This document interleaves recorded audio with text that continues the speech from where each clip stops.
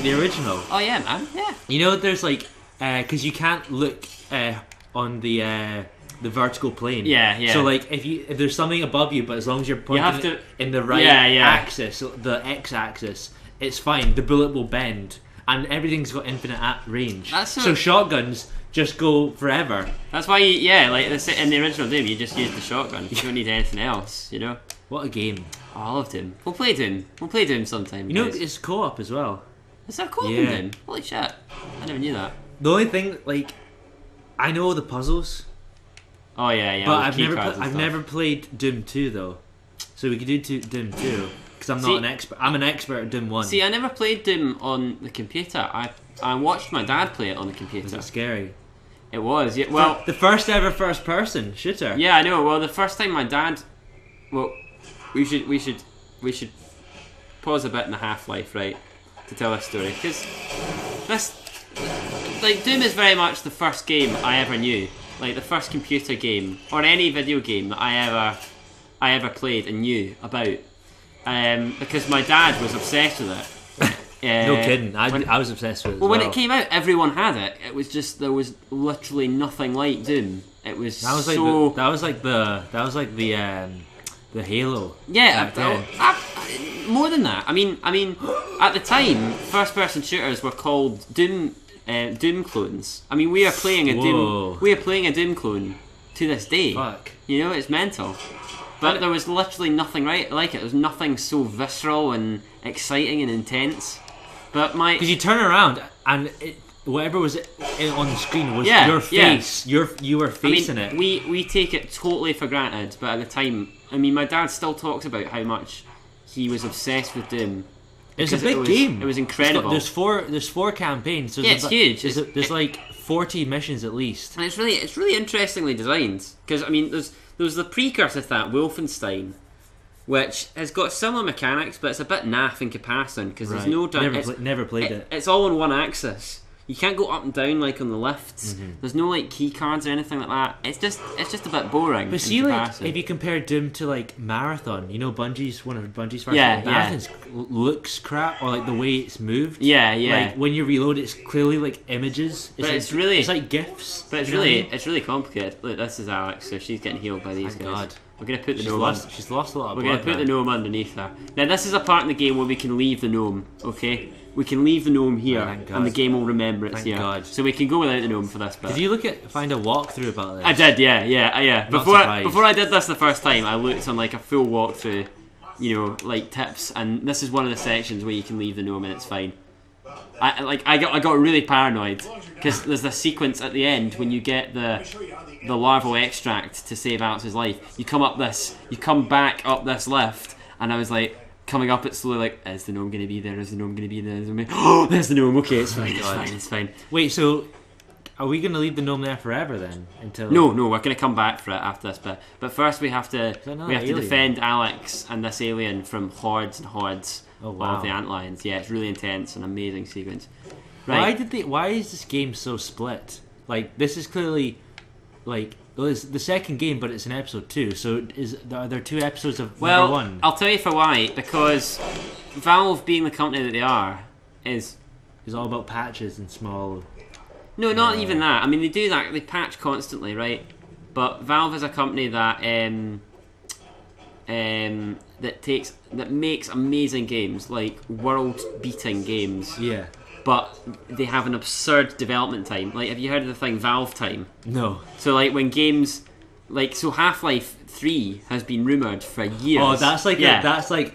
It's like if I say something ridiculous, then someone go, Half-Life 3 confirmed. Yeah, you know, yeah. It's not happening. So it's like... so that's the same thing. So when people are like... When's Half-Life 3 coming out? Oh, it's in development. Well, how long's it been in development? Oh, for Valve time. So, like, the amount of time, the indiscriminate long amount of time that it takes Valve to complete a game is Valve time, right? So, they make incredible stuff, but it takes them fucking ages, because they're always, like, changing stuff about. Yeah. And so this game, I think, was in development for about 5 years.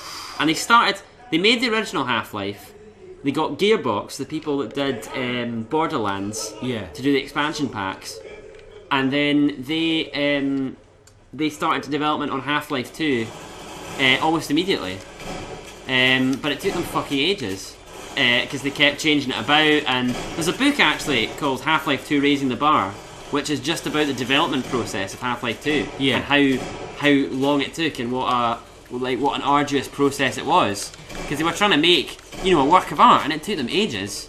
And it's gotten to the point now where, because they make so much money off of Steam, they don't actually really need to make games anymore. They can just keep fucking updating hats in TF2 and they're financially sorted. So they're not under any deadline pressure. Yeah. So they just basically games are done when they're happy with it. And because I think that's how it should be though. And because it's staffed by geniuses, they're never happy with it. So it never comes out. So Mate, when it comes to because I do graphic design, yeah, you're never finished. Yeah. It's never perfect. There's always something you can improve. Oh god. So basically, when the original Half-Life 2 came out, like vanilla Half-Life, they said basically, so we finished the game, but people weren't satisfied with it. You should put it there, mate. So we're gonna update it with regular episodes. Uh-huh. So we're gonna make a new expansion pack, episode 1 through to, and they promised about like 7 or something. Fuck. And so we're just gonna keep making episodes until we're ready to start work on Half-Life 3, which we'll do with a new engine. And it'll be really exciting and innovative, and that'll be the true sequel. So is this game, see when you finish this game... There's nothing else. This is the end of the series so far. So since 2007 or 8 or something. So what, you send the rocket up, and then it's like... That's it? Well, you'll see, right? But... yeah, fuck off you. So they said, yeah, so we'll basically release a new episode of Half-Life... every 6 months or so to tide people over until Half-Life 3. And people thought, oh great, what a good idea. And then Valve actually did it, and it took ages for them to release the first one. It took even longer for them to release episode 2, and they still haven't released episode 3, even though that's meant to tide us over to episode 3. So they've pretty much given up on the whole episode thing. They've said, look, we tried it didn't work. We ended up just being more frustrated and making people wait even longer for their game, and we're not going to do it again. But that's why we've got Half-Life 2 and then awkward tacked on episode 2 and episode 1. But I actually prefer episodes 1 and 2 in terms of mechanics. To to Half-Life 2 vanilla, because I think they really evened out and a lot of the issues that they had with the original one. There's just better puzzles and the mechanics are a lot more streamlined. I've also heard another thing about Valve, that they can never go past 2. Yeah. So they've got Team Fortress 2, Left 4 Dead 2, Half-Life 2, Half-Life 2, Episode 2. Yeah. Because they're like, well, we can't do 3. Yeah. So we have to do go up to Episode 2. Well, I think they've got. Next thing it'll be like, it kind of goes against what you said, but they'll be like, right, well, we can't go above 2, so we're gonna go Half-Life 2, Episode 2, Act 1 of 2. Yeah. I think Dota's got a third installment, but I don't know anything about that. And isn't there a new game called, is it Evolve or Evolution? I have no idea. It's like I think it's called Evolve. I think I saw it was on E3 in 2014. Alright. Basically, it's like I think it's 5 players, so it's like Holy 4 shit. versus 1. Wow. And Jesus Christ. the one player is like an alien, and he there's certain acts in the game, so it's like the 4 of you have got to hunt down this creature which evolves, right? And it basically is like trying to survive for the first 2 acts, but when it gets to its 3rd evolution, when it turns to Charizard, you can only explain it in Pokemon terms. It's ready to defeat the players. Yeah. So not my kind of game. I think I see that they make games. You know what, right? I love Left 4 Dead, the original, and the second one is good as well. But the replayability for 1 was so good, and it was so basic, it was so bare. Yeah. But it's I don't mind things that are bare. Yeah, it was pretty stark. See if you've got a really good game, and it's a really good concept. You don't, just keep it simple. You don't need lots of complicated things that make. I mean, there's all the just that basic rock paper scissors mechanics. You know what I mean? It's all the story. I mean, and all the story in Left 4 Dead, in most of the games, it was in TF2, was hinted at.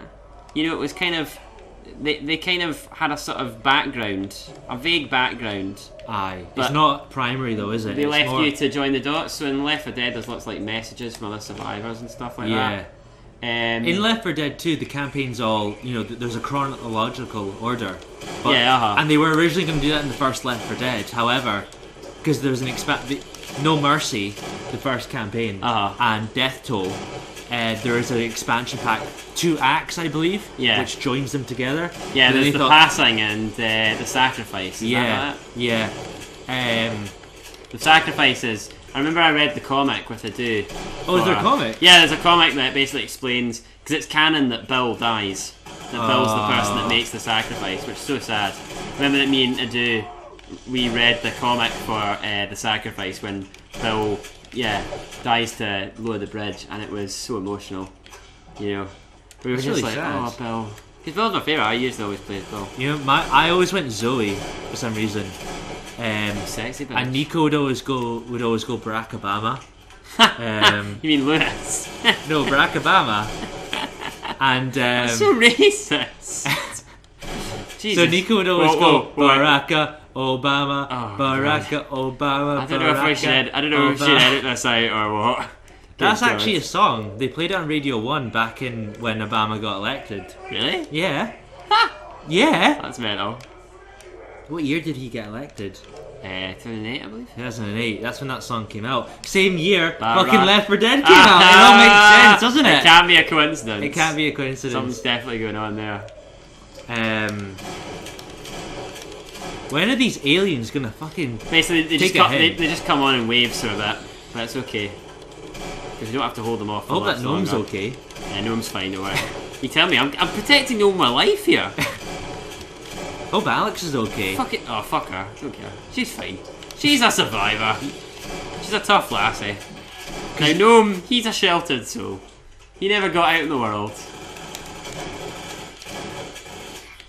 Look at all this Valve chat we're having. I know, man. Like, I'm not even like the biggest Valve fan, but I'm like, hang on, they are pretty good. Hang on. And they're the creators of Steam. I know people slag them off. They're right? the creators of Steam, aren't they? Yeah, so, exactly. I know people kicks games for Microsoft Windows ass, doesn't it? Yeah. None of that shite. I know people slag Valve off all the time. What do they say? Just because they're late, and people make fun of Gabe Newell because he's fat and him as being a lazy. Yeah, he's fucking morbidly overweight. Yeah. Well, Peter Jackson was huge when he did Lord of the Rings, and no one, when they saw those movies, they thought, well, I'm not going to fucking rip him now, am I? Well, they're both geniuses, so. Yeah. But honestly, Valve, we do love you. Valve, if you're watching, hurry up with fucking Half-Life 3, will you?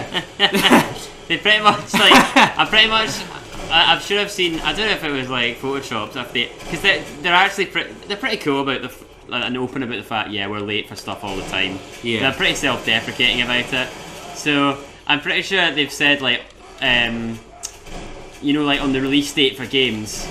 So it's like Half-Life, I don't know, Portal 3. It would be like released 2016.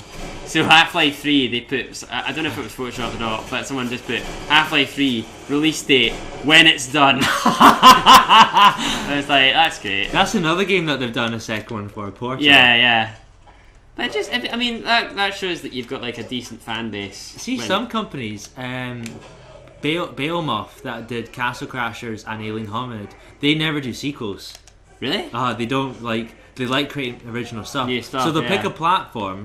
So they did beat 'em up for Castle Crashers because me and Nico love Castle Crashers. I played it too many times. That's great. Oh my god, we need to get Adu and Nico for Castle We Crashers. will, what a game! What a game! I never played Alien Hominid as well. I really want. It's really tough. It looks really tough. It looks a lot like Metal Slug. Yeah. You ever play that on the arcade? Yeah, Metal Slug's good. Yeah, everyone should play Metal Slug. Who was born in the 90s. Metal Slug is that game is just my childhood. I remember like for some reason Laser Quest. Do you remember when you used to go to Laser Quest as a kid? Like Laser Quest, they always had an arcade of Metal Slug. So when you were waiting on one team to finish up, and you get like your would Metal Slug be waiting for you? You'd be playing fucking Metal Slug. That's why because you save the old guys, the villagers, and they give you like ammunition and guns. Yeah. Oh man, there's a Metal Slug arcade machine in my local HMV. in Livingston. Yeah, man. We should secretly attach this. Mate, I tell you what. I was about to say we'll fucking go down there and record like Billy. I'm sure you could get like a disc or a download. Look, they're gonna attack like fuck now. Look. Well, we've got the Arbiter and fucking. What's his name? What's his name? They don't have names. No. Shipmaster, that's it. Shipmaster. Where it's so easy. I did a Batman voice there. Tell me where the trigger is. I'm not wearing hockey pads. That's the only thing I know that Batman says. That's my only quote from Batman. Just. Oi, governor! Where were the drunks going? Where were the drunks going? Is that meant to be? Is that meant to be Michael Caine? No, that's Colin Shimmer. Have you heard of Badman, where Pete Holmes plays Batman? And he's like, Commissioner Gordon, can we trust him? What? What are you chatting about? You've genuinely lost me, man. I'll show you after this.